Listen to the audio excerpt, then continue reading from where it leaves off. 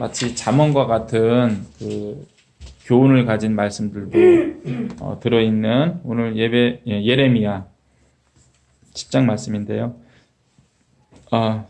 그 평소 알고 있던 말씀들, 그 머릿속에 남아있던 어떤 명언과 같은 구절들이 보여서 반갑기도 하고 또 그렇습니다. 사람이 살다 보면 여러 가지 일들을 겪게 되잖아요. 우리의 신앙도 마찬가지죠. 이제 그 일들을 경험하고 하면서 우리 신앙이 성장하고 성숙해 가죠. 그냥 자연스럽게 성장하는 것이 아니라 좋은 일을 통해서도 성장하고 나쁜 일을 통해서도 성장하게 되는 것을 보게 됩니다. 우리가 믿음 가운데 좋은 일 가운데 하나님께서 하신 역사를 보고 또 나쁜 일 가운데 나를 도우신 하나님의 은혜를 보게 되기 때문인 것 같아요. 저도 여러 가지 일들을 예수님 믿고 나서 믿기 전에도 있었지만 여러 가지 일들을 경험했는데 예수님 믿고 나서 경험했던 것들만 이렇게 생각해 보면 제가 경험한 일들이 뭐가 있었냐면 20대 중반쯤에 군대를 갔다 와서인지 가기 전인지 잘 기억은 안 나는데요.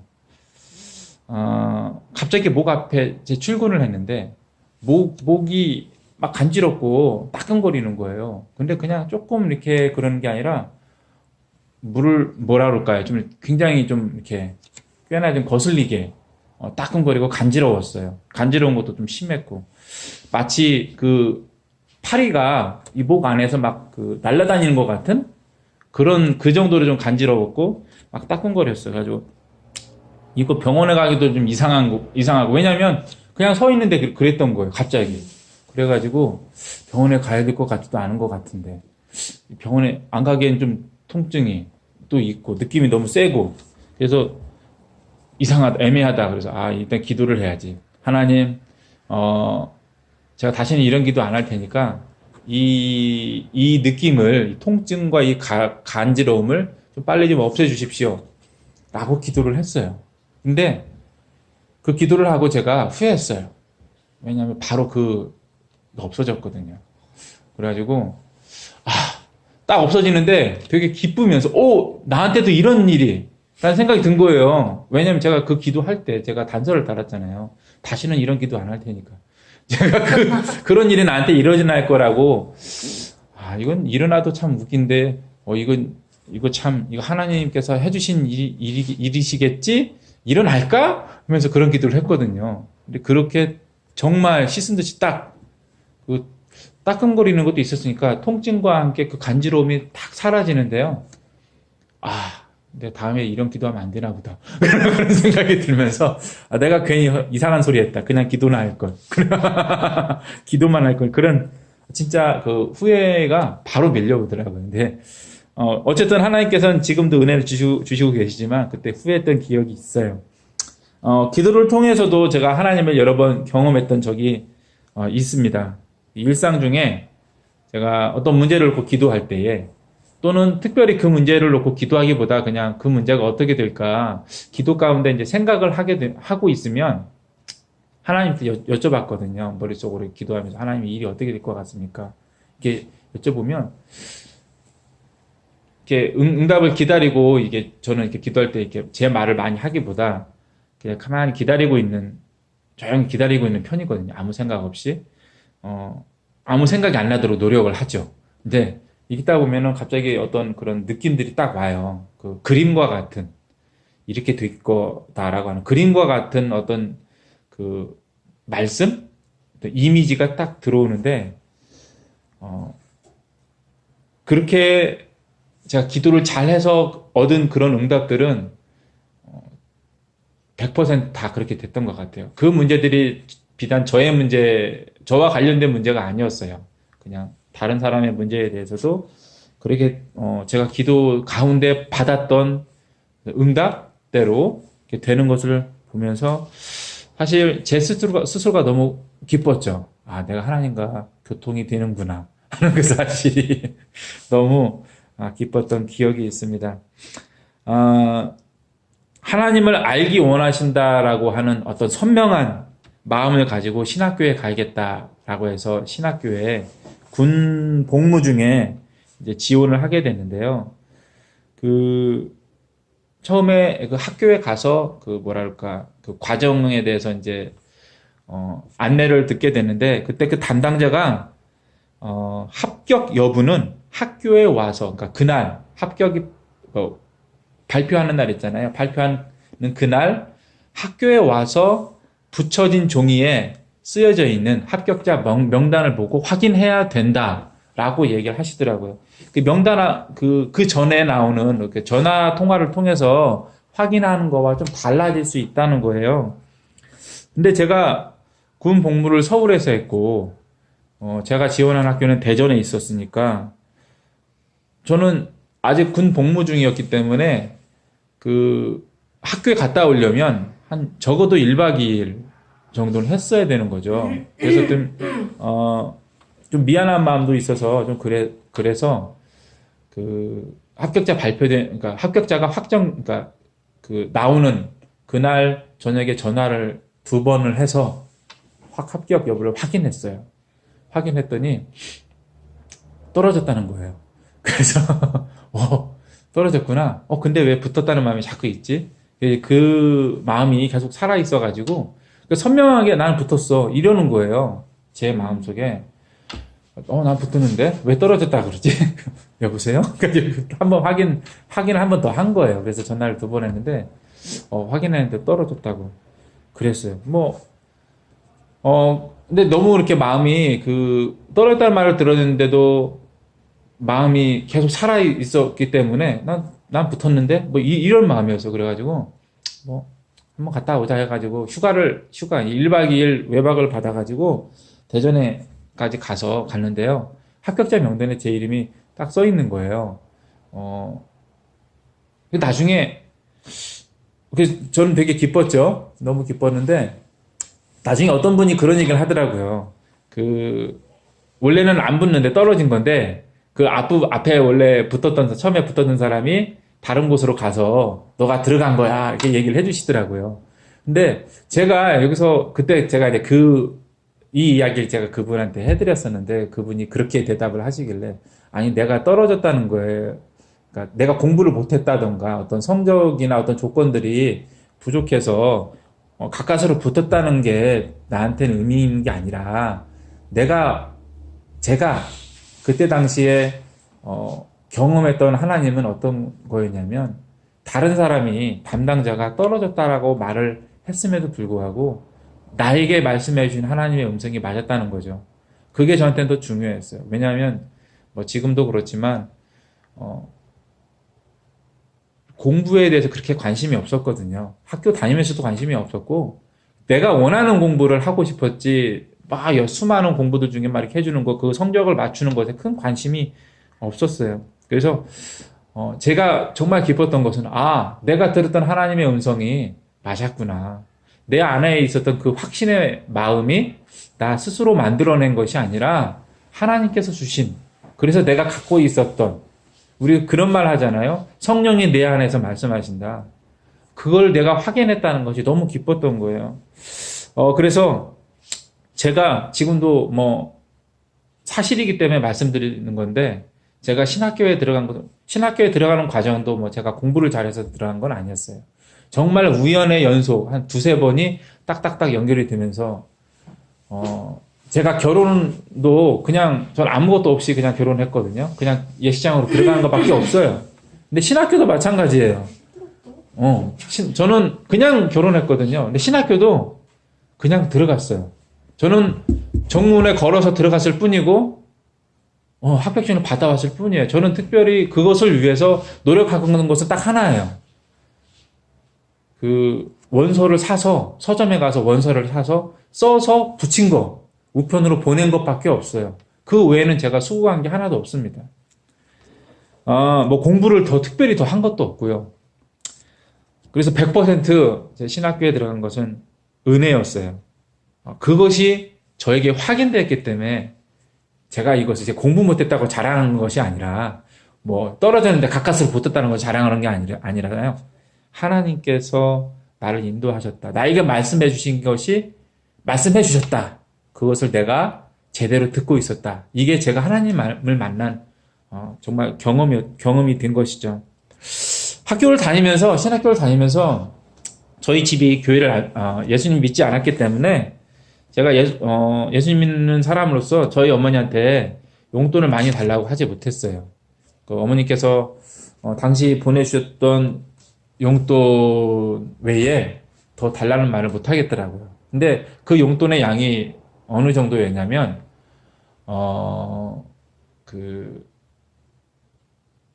한 학기는 하고, 1학년 1학기를는 그냥 보통 이렇게 보내고 나서 이제 1년 휴학을 하고 일을 했어요. 그 다음에 이제 복학을 했는데, 복학을 해서 이제 졸업할 때까지 쭉 다녔는데, 복학을 하고 나서, 이게 좀 재정적으로 좀 어려웠어요.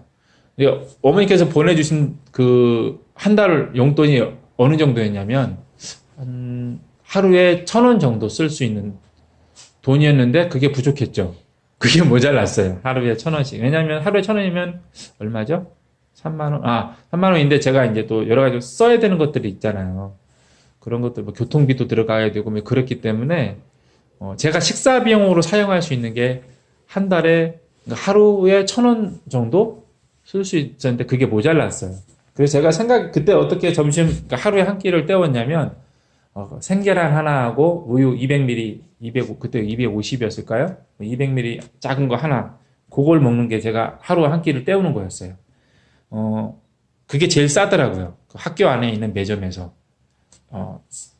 식사 대용으로 하기에는 그게 제일 배불렀고, 그게 제일 쌌어요. 영양가도 괜찮았고, 그렇잖아요? 그 날계란이기 때문에, 우유였기 때문에. 그런데, 그전에는 삶은 달걀은 팔지 않아요. 날계란은 살모넬라 균이 있다고. 아직 안 죽고 있어요. 괜찮아요. 저기 뭐지? 근데 그 전과 그 이후로 비교해 봤을 때 제가 참 그때 당시에 은혜를 경험했던 것은 제가 굶지 않은 것은 아니지만 그 전, 그 이후의 학교 생활 중에 그때만큼 제가 얻어먹은 밥이 많았던 적은 없어요.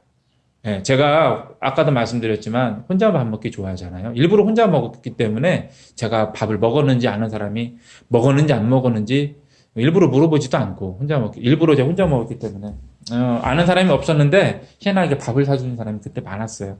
그 밥을 통해서 경험한 하나님이 있습니다. 뭐 이런 식으로 뭐 제가 학기 중에 방학 중에 학비를 제가 벌어야 되는데 아르바이트사를 얻었거든요. 근데 그곳은 월급도 괜찮았고요. 게다가 숙식이 제공되는 그 기숙사가 있었어요. 약간 그 시골에 들어가서 일하는 것이긴 했지만 뭐 큰 문제 없었고 너무 한 달 생활비 다 제 생활비 벌고 학비 벌고 그러면서도 밥도 얻어먹고 잠도 자고 너무 좋았던 기억이 있습니다. 그리고 얼마 전에 하나님 외롭습니다라고 기도했더니 아까 제가 오늘 점심때 와서 같이 식사하실 그 아저씨께서 저한테 그분이 먼저 저한테 책 선물도 주시면서 이렇게 교제가 시작이 되었어요. 너무 감사하더라고요. 우리가 개인적으로 하나님을 경험하는 일이 제 경험으로 보면 보통은 어려운 것 같습니다. 하나님을 경험하는 것이 내가 하나님을 만나고 있구나 라고 이렇게 확신할 수 있는 그 시간이 생각보다 길지 않은 것 같아요. 성경 말씀에 써있기 때문에 내가 믿습니다라고 말을 할 수 있지만 내가 감정을 다해서 내 감정으로도 하나님께서 나와 함께 하신다. 너무 감사하다. 이 마음이 있는 기간은 저만 그런 것인지 모르겠지만 그렇게 길지 않은 것 같아요.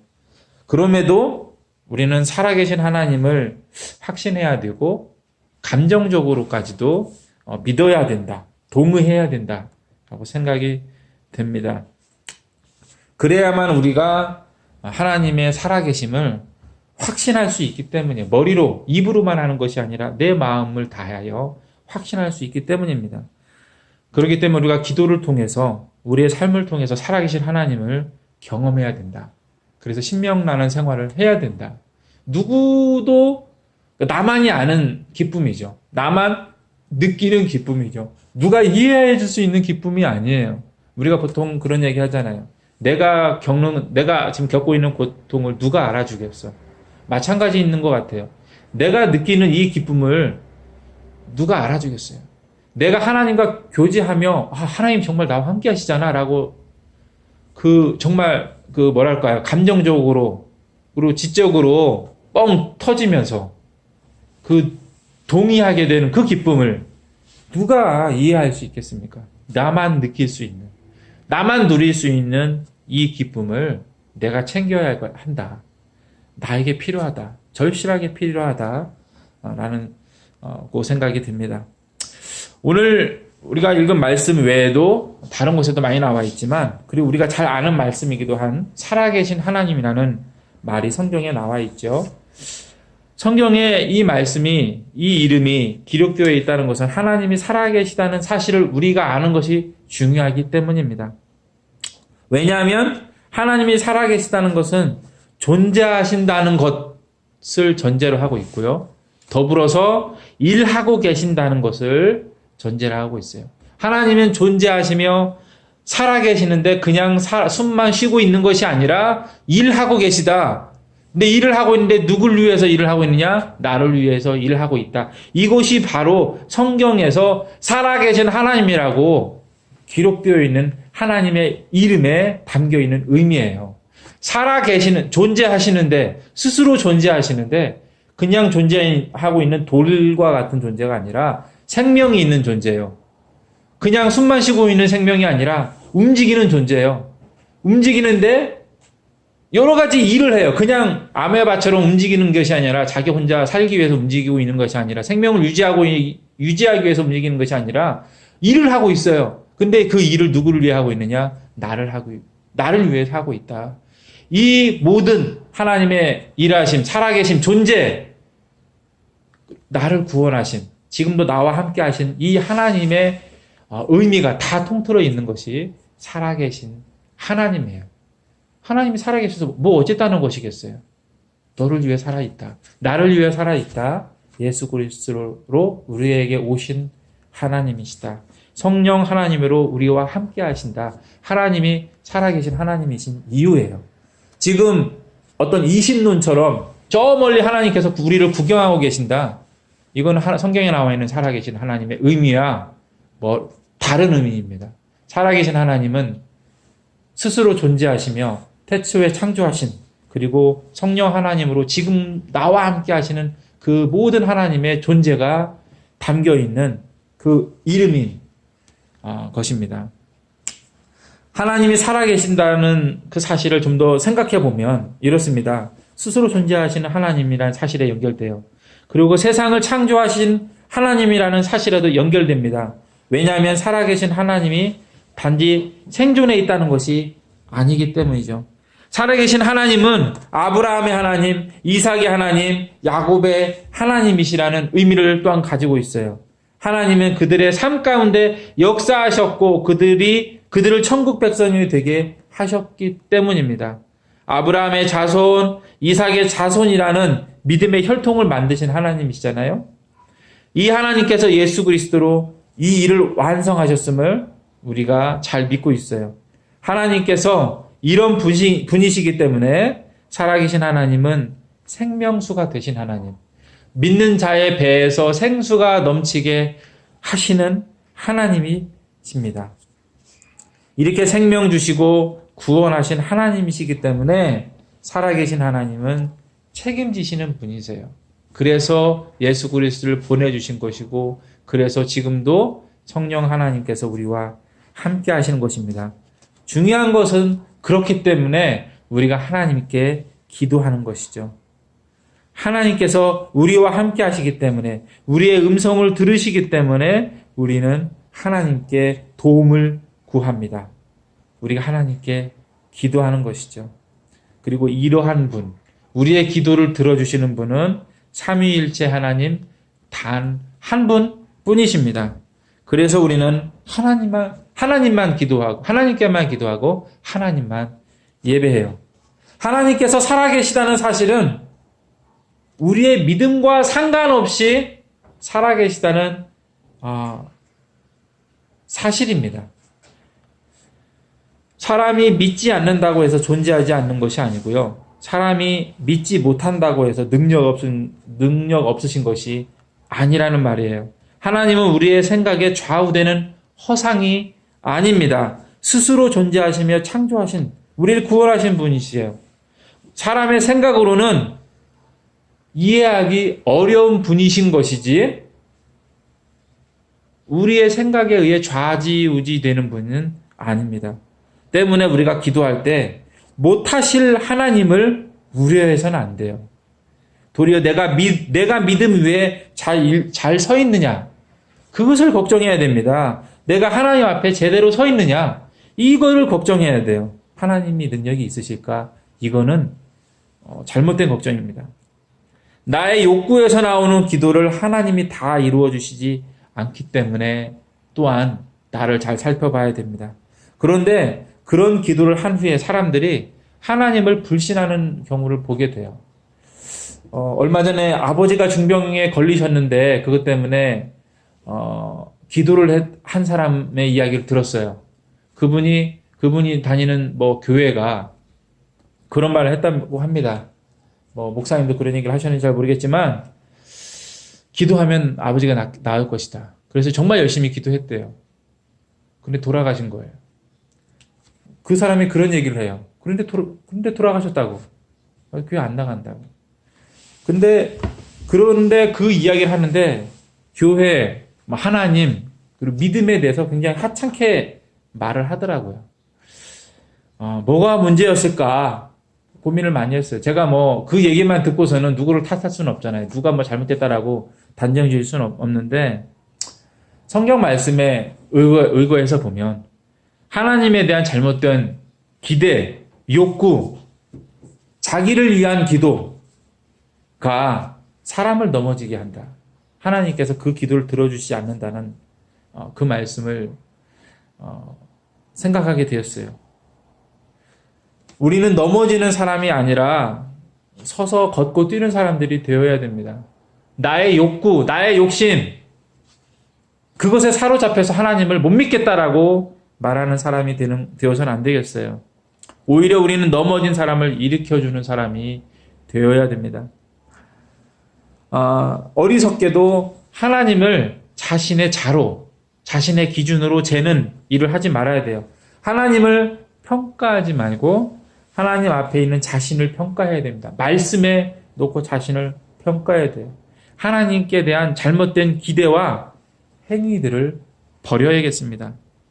이렇게 하나님이 살아계시다는 말의 성경적인 의미는 하나님이 스스로 존재하시고 창조하시고 구원하시는 분이라는 것인데, 우리가 앞에서 찬양한 것처럼 살아계신 하나님, 역사하는 하나님, 우리 찬양 가운데 거하시는 하나님이 되는 것 같아요. 창조하시고 구원하신 일이 우리를 위해 하셨기 때문에 우리가 하나님을 찬양하게 되는 것이죠. 그러므로 우리는 하나님과 함께 해야 합니다. 오늘 우리가 하나님을 발견하지 못하고 있다면, 살아계신 하나님을 만나지 못하고 있다면, 감각적으로 불만족스럽다면, 갈증이 있다면, 머릿속으로 알고 있는 것과 내가 인정하는 것이 좀 다르다면 지금 기도하는 시간을 늘릴 시간이 아닌가 생각을 하게 됩니다. 하나님을 발견하고 만나야 됩니다. 하나님을 발견해야 될 때고 만나야 될 때입니다. 살아계신 하나님께서 내가 잘 믿지 못함에도 불구하고 하나님께서는 하실 일을 하시고 이루실 일을 다 이루실 것이지만, 자녀된 내가 하나님의 뜻을 모르고 살고 있다는 것, 하나님을 보지 못하고 의심하고 있다는 것은 비정상이기 때문이죠. 혈통에 의한 부모와 자녀의 관계에서는 그럴 수 있지만, 믿음으로 인한 하나님 아버지와 그 자녀의 관계에서는 그럴 수 없어요. 사실 혈통에 의한 부모의 마음도 사람이 알게 되잖아요. 몰랐을 수 있지만 시간이 흐르면 그 자녀가 더 나이가 들어갈수록 그 부모의 마음을 더 알아가게 되잖아요. 하물며 믿음으로 인한 하나님 아버지의 마음을 더 알아가는 것은 더욱 당연한 일 아니겠습니까? 살아계신 하나님, 그래서 역사하시는 하나님이세요. 우리와 함께 하시는 하나님이십니다. 우리가 그 하나님을 감정적으로도 동의해야 합니다. 우리가 하나님으로 인해 소망하고 기대하는 것은 당연한 일이에요. 더 나아가 하나님과 동행하며 하나님을 사랑해야 합니다. 그래서 우리의 믿음이 뒷걸음질 치는 것이 아니라 하나님을 향해 더 나아가야 되겠습니다. 하나님과 동행해야 돼요. 하나님을 따라가야 됩니다. 우리의 감정으로도요.